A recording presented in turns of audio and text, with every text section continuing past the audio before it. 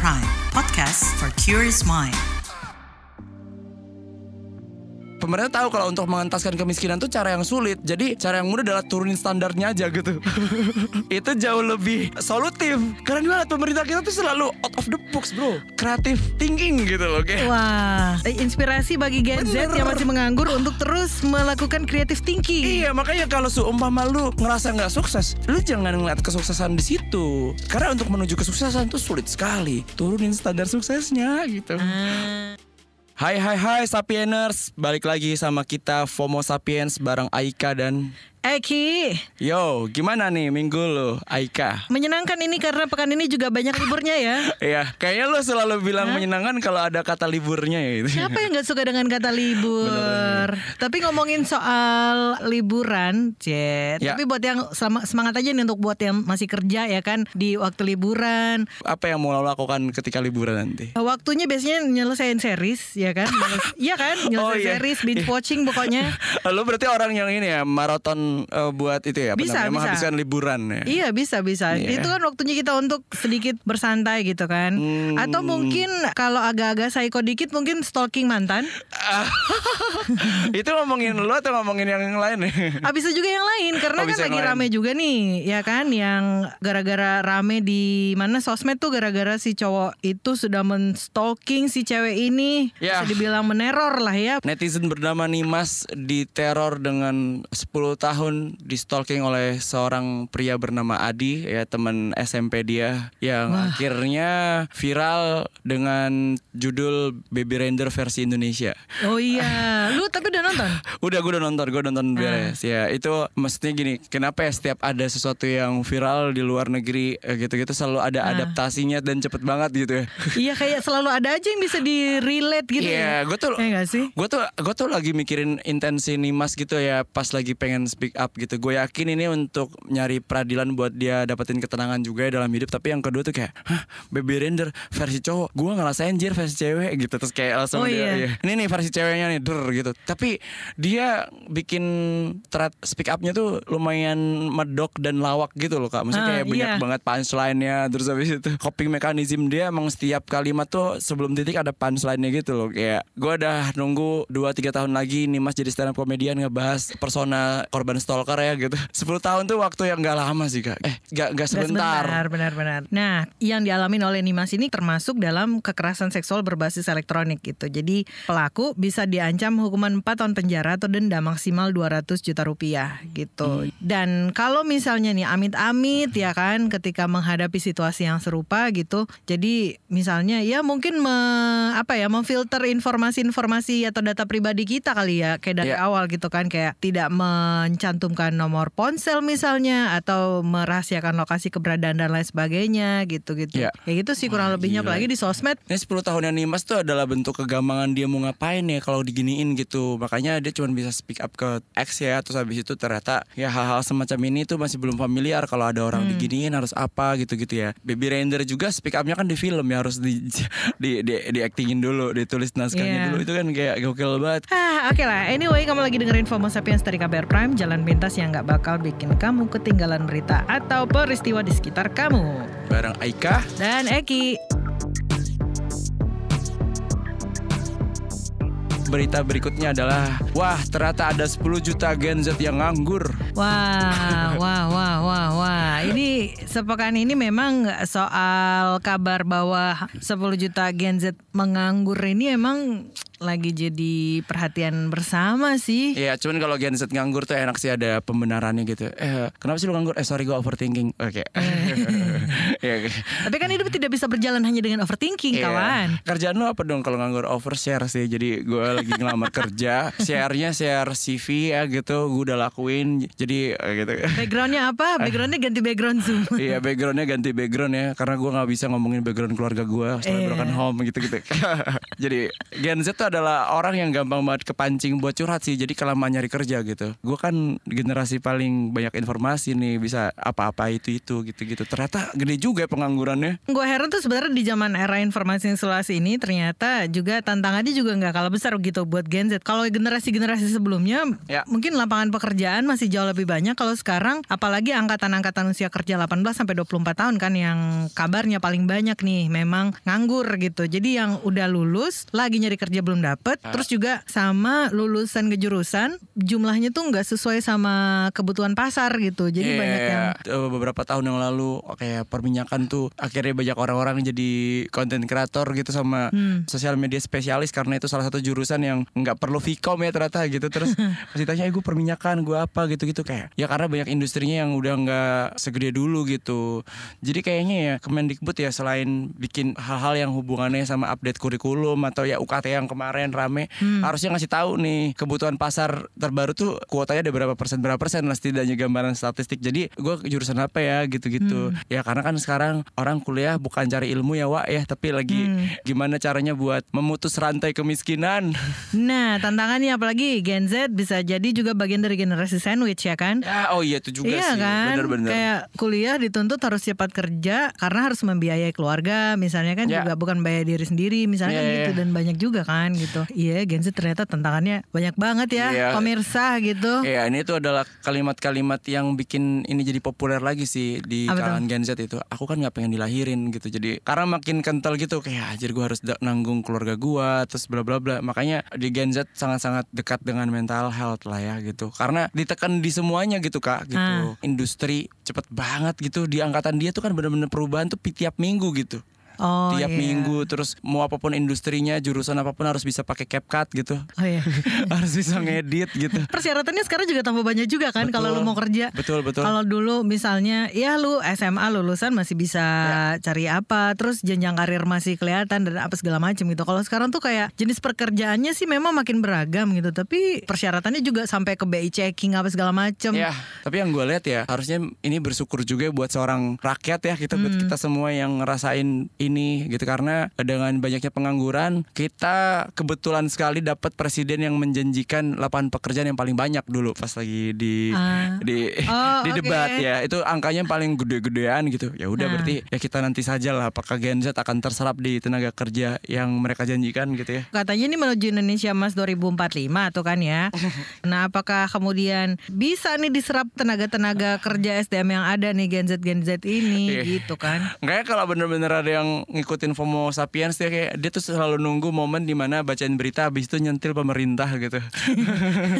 Karena emang itu bagian dari signature kita guys gitu ya. Banyak hal yang gregetan banget kayaknya sumbernya pas dicek tuh kayak di kalian deh gitu. Nah, iya, contohnya nih misalnya kayak kejuruan kan niatannya tuh kan dari pemerintah tuh kan ditambahin ini pelatihan vokasi apa segala macam. Lah terus begitu lulus enggak sesuai sama kebutuhan pasar bagaimana ceritanya padahal pada didorong nih yang didorong tuh kan kayak sekolah-sekolah kejuruan gitu-gitu kan. Tenaga kerjanya nggak bisa terserap salah siapa dong? Salah siapa sih? Walaupun ya sebenarnya semenjak COVID katanya nih dari Deputi Bidang Kependudukan dan Ketenagakerjaan Bappenas Bapak Maliki menyebut bahwa pengangguran masih tinggi tetapi udah agak melandai sedikit gitu semenjak COVID. Ya turun kok 0,97% lah ya untuk di angka 1%. Iya. Belum bisa cuman 0,97% menurut dia harusnya udah bisa diapresiasi gitu. Oke. Ya begitulah gitu pemerintah kan kalau seumpama angkanya ada dikit gitu tetap harus diapresiasi gitu lah. Tapi gue sepakat nih sama komentarnya sosiolog dari UI Imam Prasojo yang tadi kalau nyinggung soal Indonesia Emas 2045 tapi ternyata apa iya nih nanti yang nganggur-nganggur ini bisa terserap gitu ya. Menurut Doi target Indonesia Emas 2045 tuh masih bisa tercapai dengan catatan pemerintah nggak hanya mendorong penyerapan tenaga kerja dari sektor formal aja tapi mendorong penyiapan tenaga kerja di sektor informal gitu. Karena kan sektor informal tuh ternyata lebih banyak menyerap tenaga kerja gitu. Kalau semua sektor informal dibesarin gitu gue cuman mikir akhirnya stereotip bapak-bapak tuh atau ibu-ibu pengen punya mertua tuh konten kreator atau orang yang followersnya gede gitu. Jadi kayak bukan lagi IPK atau nilai di rapor kalau dulu ya gitu. Nilai kamu nih segini doang loh nanti kamu mau jadi apa gitu. Kedepan itu kamu nih jam segini masih tidur-tiduran bikin konten lah followersmu loh masih segini gitu. Harusnya lebih keep up aja sih buat ngadepin dunia gitu ya. Kita nggak ngejudge gitu dia nganggur, tapi ya tiap generasi punya tantangannya masing-masing sih. Jadi iya, di kamar nih kok kerjanya ngapain sih dia di kamar mulu? Kalau dulu kan dibilangnya tidur-tiduran mulu. Kalau sekarang siapa tuh di kamar yang bikin konten? Betul. Iya kan? Habis itu dia juga harus bayar psikolog karena dituduh pesugihan kan. Oh iya. Iya. Ini kok dia belanja mulu, ada paket-paket mulu tapi nggak pernah keluar. Iya. Gue pernah digituin tuh dulu. Serius? Tangga gue tinggal di Lembang, sumpah. Kok kan kerja WFH kan gitu. Terus sekalinya gue berangkat, gue bawa koper. Jadi kesannya tuh kayak nggak kemana-mana, liburan gitu sampai. Nah gue nggak tahu ya, tapi di rumah gue tuh banyak kebun gitu di Lembang. Emang gue tinggal di desa, tapi gue kerja di agensi Jakarta gitu. Ada tetangga gue yang kayak keliling-keliling gitu, karena di sekitaran rumah gue tuh ada pohon cengkehnya. Tapi karena gue nggak tahu ya, gue tuh jadi mikir, dia nyari nih pesugihan gue di mana ada keris-keris. Gak ada, gila gitu. Apalagi kalau sekarang dituntut di kayak dunia pendidikan, salah satunya juga kan jadi tantangan juga kan buat Gen Z. Betul. Persyaratan tuh udah nggak bisa SMA gitu, rata-rata harus bisa ya S1 lah minimal gitu kan. Ya. Sementara kemarin sempat ke-spill tuh yang sempat pejabat Kemendikbud juga, dia sempat menyebutkan bahwa yang wajib itu kan pendidikan berapa tuh dari SD sampai SMA kan, itu pendidikan wajib, tapi kuliah adalah tersier. Oke, jadi lu kalau besok kerja, kalau gue nangkepnya jadi istilahnya kalau nggak punya duit nggak usah kuliah. Ya kayak tersier tuh kalau dulu pas gue masih kecil ya, gue tinggal di Jakarta gitu, terus kayak pengen main ke Pulau Seribu. Itu mah kebutuhan gak penting-penting banget, nggak harus kan gitu. Kalau nggak harus ya udah nggak usah ke Pulau Seribu gitu, kayak itu kan tersier gitu aja. Kayak ada orang mau kuliah nggak harus kan gitu. Iya, kalau lu nyari kerja sekarang minimal S1 lah, gimana ceritanya kalau gak S1 begitu? Sebenarnya itu cara pemerintah secara implisit Kak, biar mereka nggak jadi karyawan, karena mereka nggak bisa memenuhi qualify, akhirnya mereka jadi pengusaha gitu. Kan, hidup pengusaha. Gitu. Jadi kan banyak sekali pengusaha-pengusaha yang akhirnya pas cerita di fase success story dia kayak, saya dulu tidak kuliah, saya benar-benar orang dari kampung gitu. Dan biar anak singkong misalnya. Itu jangan berburuk sangka lah sama cara Kemendikbud yang kesannya kayak tone deaf gitu. Seakan-akan mengkhianati undang-undang dasar kita ya, bahwa pendidikan tuh buat segala bangsa. Ya itu ya udahlah, nggak gitu tafsirnya mungkin ya gitu. Jadi biar orang-orang akhirnya berkat pernyataan Kemendikbud tahun 2024 gitu, 5 atau 6 tahun lagi pertumbuhan entrepreneur tinggi gitu, hampir setara dengan Singapura. Jadi akhirnya mereka kayak menang gitu, jadi dapat penghargaan internasional. Gokil cara motivasi ya. Iya gitu caranya gitu. Ini bagus juga nih. Iya. Ya tapi kenyataannya pengusaha-pengusahanya ini jualan pop ice, seblak kita sama ini usaha cuman bisa menuhin dia per hari aja gitu. Tapi bisa diklaim sebagai pengusaha kan, itu ya apa-apa. Yang penting kan wirausaha ya. Wirausaha, walaupun seblak ceker yang hasilnya tiap hari 25.000 nggak ada masalah, karena di kita ternyata menurut data BPS pengangguran tuh kan cuman ada di 10% penduduk kita gitu ya. Total tuh 25 juta penduduk Indonesia gitu. Itu tuh pengangguran. Loh kok jumlah pengangguran dikit banget? Iya, karena kalau penghasilan lu sehari itu 20.000, kata Kemenaker itu belum termasuk orang miskin. Nice. Oh iya. Iya. Wow. Kalau dinaikin nih standar kemiskinan kayak di negara-negara berkembang lainnya gitu ya, makin gede dong. 1,5 juta nih itu termasuk orang miskin. Kan kalau tadi tuh berarti standarnya kalau 20.000 belum miskin. Miskin tuh 10 juta penduduk itu kalau semua penghasilan lu 500.000 ke bawah baru lu miskin. Jadi kayak guru-guru honorer tuh yang tiap bulan gajinya segitu tuh baru miskin. Tapi kalau gaji lu 1,2 bukan UMR, itu lu udah di negara-negara berkembang udah termasuk orang miskin. Nah kalau itu datanya, orang miskin Indonesia 40%. Udah hampir setengahnya. Makanya pemerintah tahu kalau untuk mengentaskan kemiskinan tuh cara yang sulit. Jadi cara yang mudah adalah turunin standarnya aja gitu. Itu jauh lebih solutif. Karena pemerintah kita tuh selalu out of the box, bro. Oh, idenya gitu. Iya, tapi menarik juga ya. Itu kreatif thinking gitu loh, kayak. Wah, inspirasi bagi Gen Z yang masih menganggur untuk terus melakukan creative thinking. Iya, makanya kalau seumpama lu ngerasa nggak sukses, lu jangan ngeliat kesuksesan di situ. Karena untuk menuju kesuksesan tuh sulit sekali. Turunin standar suksesnya gitu. Ini tuh tentang pemaknaan. Ini tuh optimism.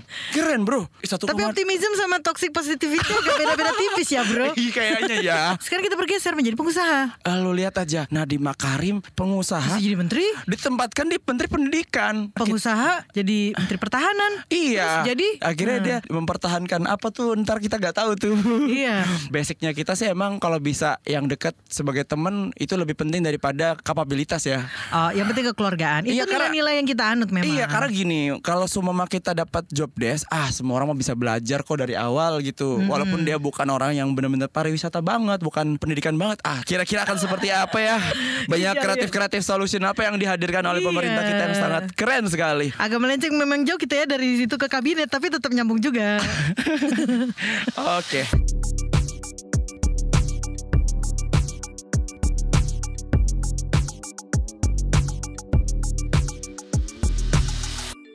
Bayangkan, sebuah petirahan angker. Hutan di Jepang yang dipenuhi roh-roh bergentayangan. Sebuah boneka yang hidup. Apakah kamu menyukai cerita semacam itu? Berarti kamu harus mengikutiku, Astri Septiani, dalam podcast Antologi Garib. Sebuah podcast yang menceritakan kisah-kisah misteri dan fenomena ganjil dari seluruh dunia. Peristiwa Garib. Nantikan podcast Antologi Garib menemanimu setiap Kamis. Temukan Antologi Garib di kbrprime.id dan platform mendengarkan podcast lainnya. Kalau tadi kan kita ngebahasnya soal gimana tantangan Gen Z nih. Ya. Karena banyak jumlahnya, hampir 10 juta lah pengangguran. Gen Z aja punya tantangan gimana dengan kawan disabilitas. Tantangannya lebih berlayer lagi gitu loh. Iya, benar.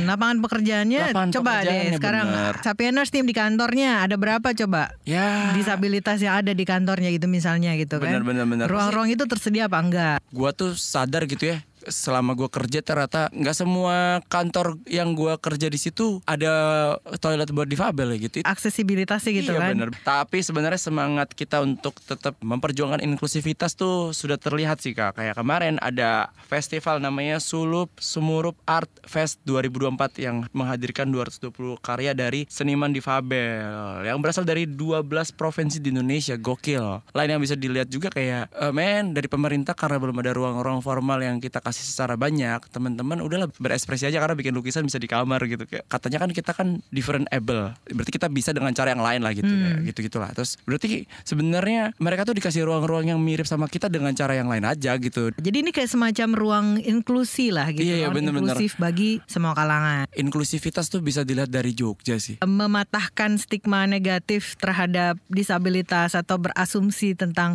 kelompok disabilitas gitu ya lewat Sulu Sumurup Art Fest ini. Iya. Ini yang keren banget menurut gue. Makanya kita pengen ngobrol nih sama Ketua Jogja Disability Arts Sukri Budi Dharma atau akrab disapa Mas Butong. Hai Mas Butong. Dan juga bareng sama salah satu seniman muda disabilitas yang juga ikutan berkarya di Sulu Sumurup Art Fest ini, Mas Edi Prianto. Halo Mas Edi Prianto. Halo, salam kenal, saya Eki. Nah, ke Mas Butong dulu kali nih. Boleh cerita singkat nggak soal Sulu Sumurup Art Festival 2024 nih? Ya, Sulu Sumurup Art Festival itu sudah 2 kali dilaksanakan di Taman Budaya Yogyakarta dan penyelenggara dari tahun 2023 ya ini Mbak. Memang kita bagaimana memberikan ruang dan kesempatan bagi teman-teman disabilitas yang bergerak di pelaku seni dan budaya yang selama ini mungkin ruangnya itu masih sangat sedikit. Dari pameran ini kita coba membuat satu event yang bisa tadi memberikan ruang dan kesempatan bahkan juga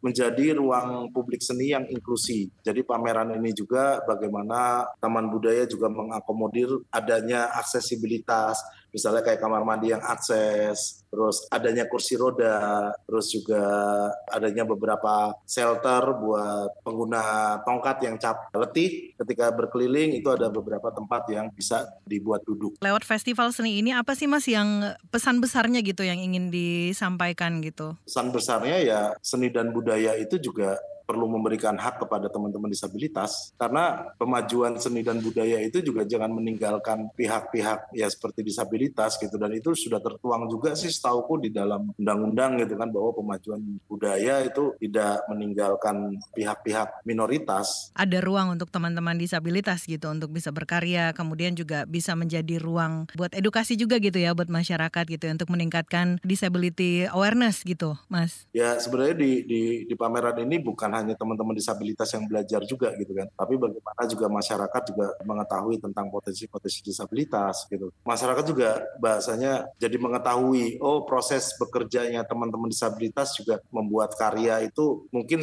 caranya juga berbeda gitu kan. Tapi dari karya-karya ini kita kurasi dengan baik sesuai dengan kekaryaannya. Jadi kita mengkurasinya itu kekaryaan bukan pada disabilitasnya. Walaupun dalam pameran ini 4 ragam disabilitas itu ada semua, Mbak. Secara undang-undang itu ada 4 ragam. Di Undang-Undang nomor 8 kalau nggak salah. Nomor 8 tahun 2018 itu ada ragam disabilitas, ada disabilitas motorik, disabilitas sensorik, dan disabilitas kesehatan mental, terus juga ada disabilitas intelektual. Dengan spektrum yang berbeda-beda. Itu mendapatkan ruang semua di pameran ini. Apa aja bentuk keseniannya nih yang dihadirkan? Yang majornya mungkin ya tetap pameran seni rupa ya. Namun di isian di hari-hari itu ada pertunjukan juga buat teman-teman disabilitas netra. Kan teman-teman disabilitas netra ini secara mapping yang kita lakukan gitu itu banyak lebih pada kepertunjukan. Teater, terus ada juga yang bernyanyi. Bahkan hari-hari ini juga kita mendorong program-program harian, kita mendorong teman-teman untuk menjadi mentor workshop. Jadi selama ini kita melihat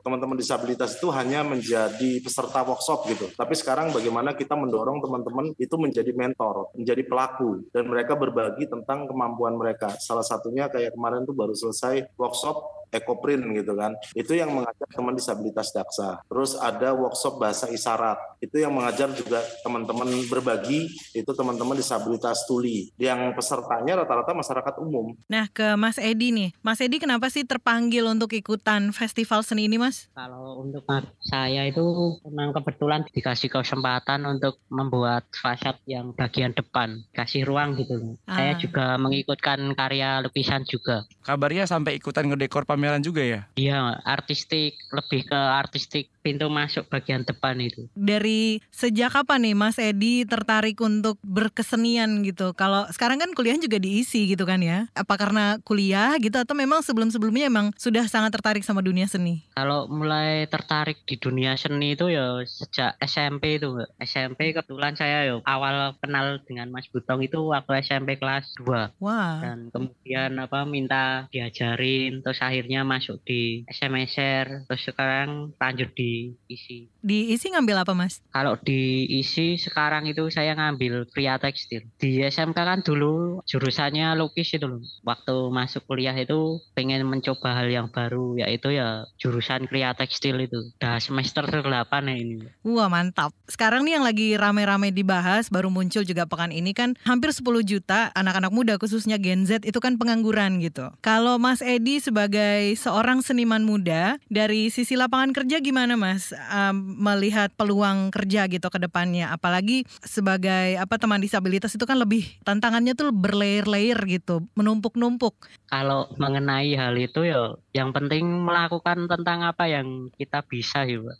Ya misal mengasah skill, rezeki itu tanpa disangka pasti ada. Mungkin kalau mengenai yang Gen Z banyak yang nganggur itu kan sebenarnya kan pekerjaan-pekerjaan yang di sekitar pun sebenarnya banyak. Mungkin kan nggak mau mendaftar itu kan yo karena gengsi atau gimana kan juga bisa Pak. Tapi untuk aku sendiri seni apalagi seni disabilitas itu ya sekarang ini nggak memikirkan untuk mencari untuk lebih ke ekonomi gitu loh. Tapi bagaimana saya itu bisa memperluas jaringan juga kan malah lebih baik gitu. Tapi punya kekhawatiran nggak sih Mas kalau misalnya lepas nanti kelar kuliah gitu, terus dapat kerjaan nggak langsung dapat kerja nih misalnya gitu, punya kekhawatiran itu nggak? Atau mungkin dari sekarang memang udah curi start aja gitu, toh udah mulai banyak jaringan, banyak kenal banyak orang gitu ya untuk bisa dapat pekerjaan, gimana? Untuk kekhawatiran saya nggak ada sih Mbak. Kalau khawatir tentang apa yang belum terjadi kan malah membebani jalan hidup kita sendiri toh.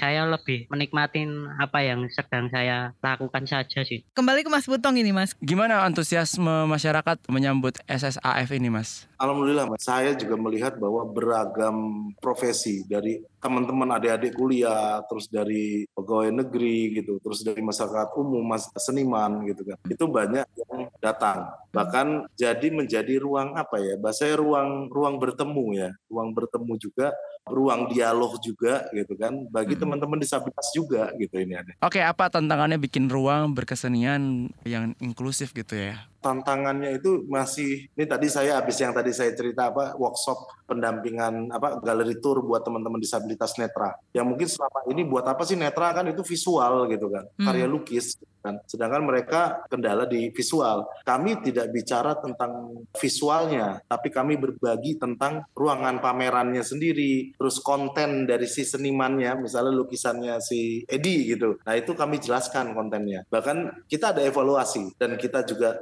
ingin dapat masukan dari teman-teman netra apa yang kurang gitu kan. Apakah ketika menjelaskan tentang karya tersebut terlalu cepat, tetap akan menjadi catatan-catatan kita untuk memperbaiki ke berikut-berikutnya. Untuk teman netra sendiri, kami bikin e-katalog khusus buat teman-teman disabilitas netra. Buat Mas Edi sendiri, tantangan terbesar buat jadi seniman, ya kan Mas Edi juga masih muda ya, seniman muda disabilitas kayak gimana Mas? Tantangan itu ya bagaimana kita berani menghadapi kesulitan-kesulitan yang ada gitu loh. Misal kalau mau kenal dengan siapa perupa, sama-sama perupa atau gimana, itu kan harus ada keberanian untuk paling enggak ya bersapa tegur itu loh. Sebenarnya jadi tantangan juga tuh. Tapi gimana caranya Mas Edi kemudian memulai itu, mencari dan menemukan keberanian itu kemudian gitu? Kan keberanian itu ya mau melakukan dulu itu loh. Mencoba lah paling enggak itu. Ada pesan nggak buat anak muda biar tetap semangat, inovatif dan berdaya?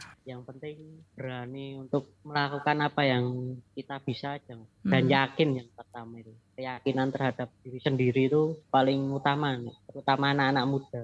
Kan kita sebenarnya udah punya pasal ya, kalau nggak salah itu pasal 16 di tahun nomor 8 ya tahun 2016 gitu ya, soal kesamaan bagi penyandang disabilitas untuk memperoleh kesempatan yang sama gitu untuk partisipasi secara aktif dalam seni dan budaya. Tapi kalau lihat implementasinya undang-undang ini dalam realitanya gimana sih Mas? Perlu proses sih Mbak, saya juga melihat itu perlu sinergi juga dari beberapa pihak gitu kan. Mungkin saya bisa mengambil contoh sedikit bahwa dulu teman-teman netra itu menggunakan braille. Ya, sekarang teman-teman netra itu sudah bisa menggunakan handphone yang sudah ada aksesibilitas untuk suara. Nah, di situ kan berarti kita ada inian dari teknologi juga ya gitu ya Mbak ya. Nah, saya pikir untuk mengenai pemenuhan hak atau apa itu juga memang harus bersinergi dari berbagai macam pihak. Tidak bisa ditanggung juga dari organisasi disabilitas juga. Bahkan kami juga di JDA ya, Jogja Disability Art itu berjejaring itu ke teman-teman IT, ke teman-teman akademisi lain gitu. Karena khawatir di teman-teman yang generasi muda ini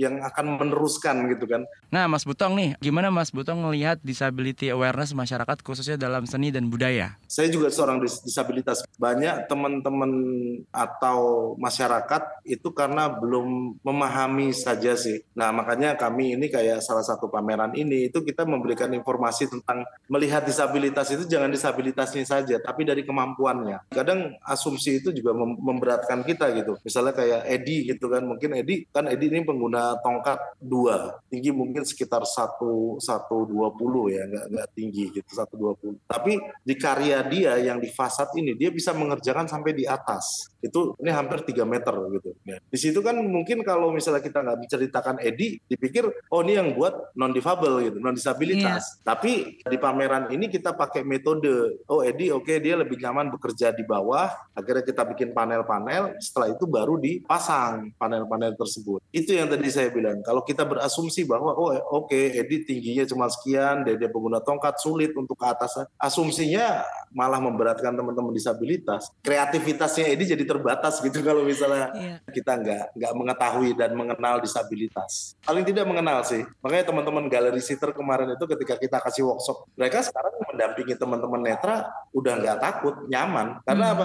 Mendampingin itu tidak berat sih. Saya sering mendampingi disabilitas, bahkan teman netra, padahal saya disabilitas sendiri. Saya pakai tongkat, itu jalan juga mobilitas saya rada terbatas. Gitu. Tapi karena saya memahami, mengenal teman-teman netra ini kebutuhannya adalah informasi yang melalui visual. Nah saya bisa menjadi pendamping mereka, saya ceritakan, di sebelah sana ada gedung ini. Dan itu menjadi experience gitu bagi teman-teman netra. Itu dia tadi Sapieners berita minggu ini. Di FOMO Sapiens. Ya, tetap ikuti FOMO Sapiens. Setiap hari Jumat. Ya bareng Aika dan Eki, betul sekali. Sampai jumpa minggu depan. Bye.